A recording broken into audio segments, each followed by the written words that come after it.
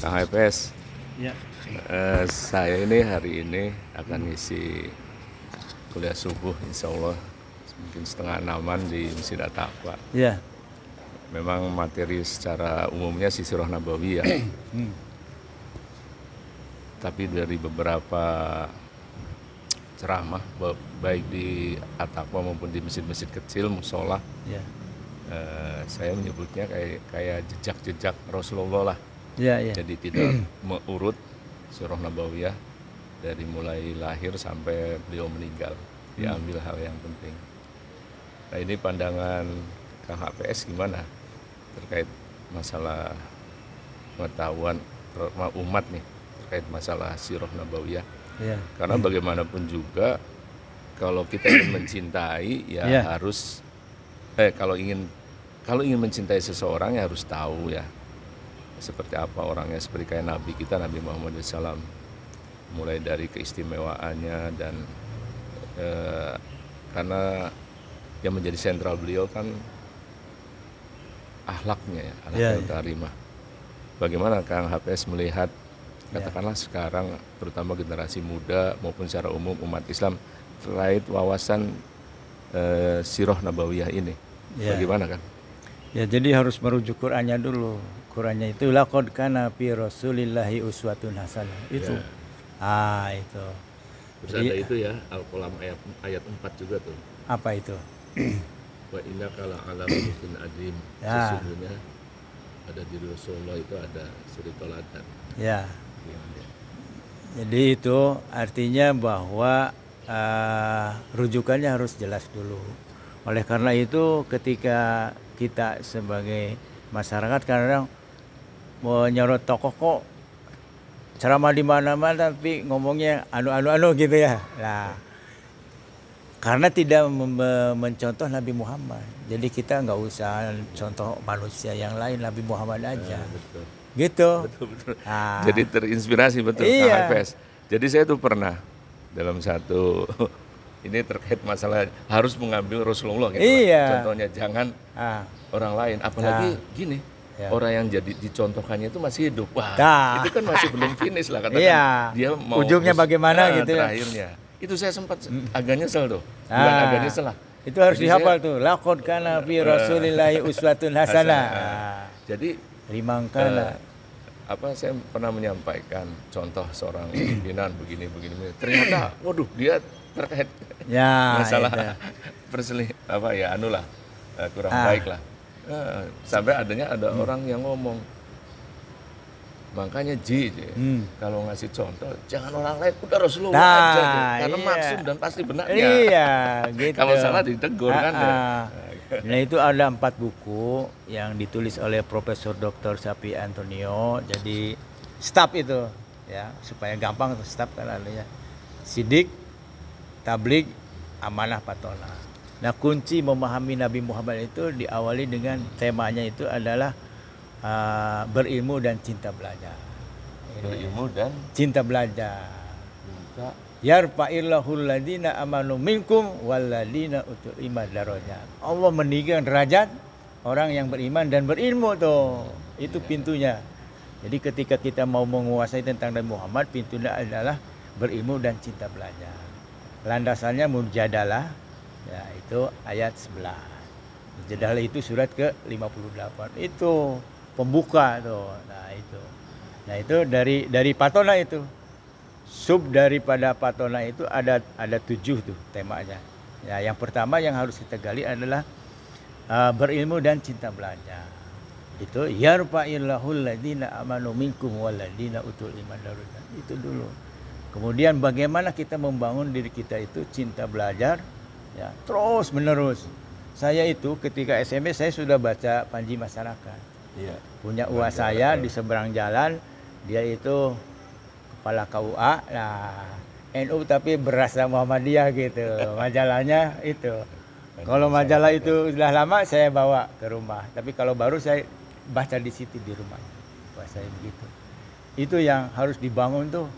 Ya belajar. Sekarang mah belajar itu bisa pakai YouTube pendengaran. Jadi kekuatan belajar itu saya singkat BADUT. BA A-nya kecil. Baca ya D-nya itu dengar, U-nya dua tuh, di tengah itu ulang-ulang, kemudian ucap dan tulis. Jadi kekuatan belajar itu ada 4, menulis dengan tangan, membaca dengan mata, mendengar dengan telinga, itu dengan mulut mengucapkan. Nah, U-nya itu diulang-ulang. Keempat hal itu diulang-ulang. Saya sekarang bikin konten yang untuk menolong orang menghafal Quran. Ya. Misalnya surat Yasin ayat 1, terus aja didengar itu. Insya Allah 100 kali bisa hafal. Ya. Gitu kan. Wah, ini alhamdulillah ya. Ya. Memang kadang-kala dengan umur saya lah misalnya 58 tahun sudah lebih. Ya. Saya kadang-kala berpikir, pernah saya baca buku ya. Ya.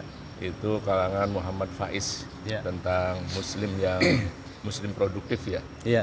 Dia menyampaikan ada 3 ya. Ada waktu, ada ya tentang wawasannya, ilmunya juga, dan tentang niat ya pasti ya. Niatnya. Jadi yang disebut muslim produktif itu apa gitu. Ya saya berkesimpulan bahwa apapun yang dia kerjakan dari buku tersebut ya, bahwa setiap kita waktu apa itu memang harus produktif ya. Sampai ya Islam mengajarkan kan harus dalam keadaan posisi dimanapun dan kondisi apapun kita tetap berzikir ya. Dalam pengertian berzikir ingat pada Allah, dan ya lafadznya bisa subhanallah, alhamdulillah, Allah akbar, atau apalah, beristighfar apa. Nah itu dalam arti yang sedikit ya, dalam arti yang lebih mudah pemahaman ataupun yang bisa dikerjakan setiap muslim begitu. Nah untuk yang punya ilmu, punya waktu, punya energi itu ya, ada energi, ada waktu, dan ada satu kegiatan. Nah seperti dia contoh, nanti saya juga akan saya sampaikan. Ini dari hal-hal yang kecil itu sangat dicontohkan oleh Nabi kita dan sampai pada sahabat-sahabat beliau ya setelah beliau meninggal. Ini ada yang menarik dari buku itu. Saya sampai iya ya, dari hal yang kecil tapi akhirnya menghasilkan sesuatu yang besar. Begini Kang HPS, dalam buku itu ceritakan bersiwak. Jadi pada waktu terjadi peperangan dengan Persia, Muslim dengan imperium ya, kekaisaran Persia, kan sudah dijanjikan tuh bahwa akan Romawi dan Persia akan kita taklukkan ya, bangkuan Islam lah bahasanya. Nah itu pada waktu terjadi perang Persia, awal-awal kita tuh mengalami babak pertama tuh hampir kalah gitu. Nah waktu itu kan Sa'id bin Abi Waqqas yang jadi panglimanya, komandannya, sampai dia tuh mengevaluasi ini kenapa kalah gitu ya. Padahal mungkin kan sudah disiapkan ya dengan pasukan yang besar lah waktu itu. Sampai dipikir, sampai bertobat ya, apa koreksi. Dan memang prajurit muslimnya juga waktu itu kan hebat-hebat. Akhirnya terpikir oleh mereka, nah kita nih sudah lama tidak bersiwak dengan apa ya, siwak itu yang akar kayu tertentu ya, kayu siwak itu. Akhirnya diputuskan tuh, dia sebagai komandan jadi mendapatkan kayu untuk siwak dan dibagikan oleh tentaranya, disuruh untuk bersiwak selama sehari 5 kali lah, setiap mau sholat itu bersiwak. Subhanallah. Nah orang-orang kan ada mematai itu, saling memata-matai. Menang perang dengan siwak? Dengan siwak ini kan hal yang kecil. Nah apa? Pada waktu dia bersiwak 5 kali, itu tentara pengintai ya, mata-mata dari Persia kan masuk tuh ada. Waduh, ini orang-orang barbar dia, ini nih Muslim nih. Mereka sudah mengasah gigi mereka untuk memakan kita. Oh, jadi menafsirkannya begitu ya? Menafsirkan begitu. Jadi dia nggak, jadi dari sini juga informasinya nggak lengkap kan. Dia hanya melihat pandangan, wah, jadi kan bayangkan ribuan orang ya, puluhan ribu bersiwak begitu setiap 5 kali, bayangkan.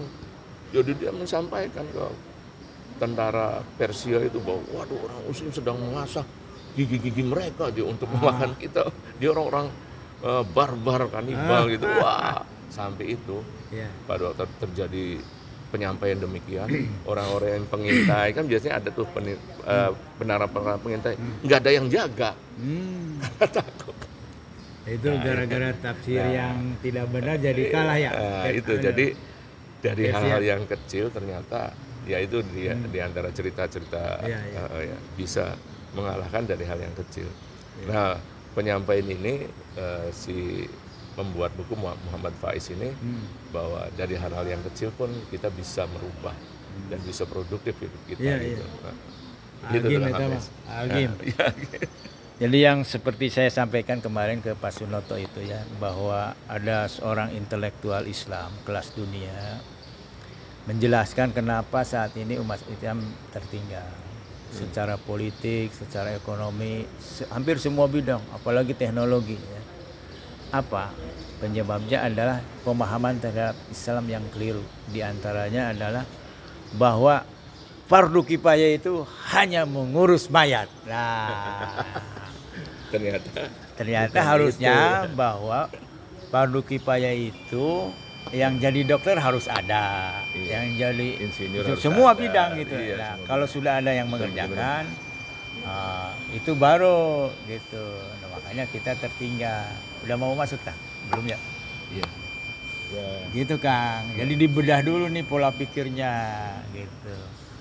Nah, dari situ misalnya jamaah ini takwa nih harus dibagi-bagi. Ini ahli tentang komputer, si A ahli tentang ini gitu, sehingga nah saya usulin buat NU Muhammadiyah juga sekarang organisasinya jangan pakai pemuda Aisyah, perjurusan aja dari awal tuh. Iya, profesional gitu. Jadi misalnya punten ya, profesional hukum siapa? Kalau di HMI kan ada titik itu pendekar, Mahfud MD, Jimli Asidiki, Yusril, terlepas dari kekurangannya. Nah, ini Muhammadiyah belum tuh. Nah, saya benar, sesungguhnya saya percaya sama Muhammadiyah itu suatu hal yang modalnya besar. Cuma kok belum muncul gitu loh. Pakar ini siapa gitu. Harus tuh dari Muhammadiyah itu. Gitu kan. Karena saya melihat bahwa kita masuk ke negara itu karena demokrasi itu prinsipnya siapa yang mayoritas, dan tokoh Islam itu tidak pernah mayoritas. Ini kalah baik. Saya lebih berharap kepada Muhammadiyah dan itu untuk kemajuan umat Islam itu. Oke dulu dah. Iya. Oke ya, terima kasih nih. Ya, ini bos kita dari At-Taqwa. Terima kasih. Assalamualaikum warahmatullahi wabarakatuh. Ini makan apa namanya?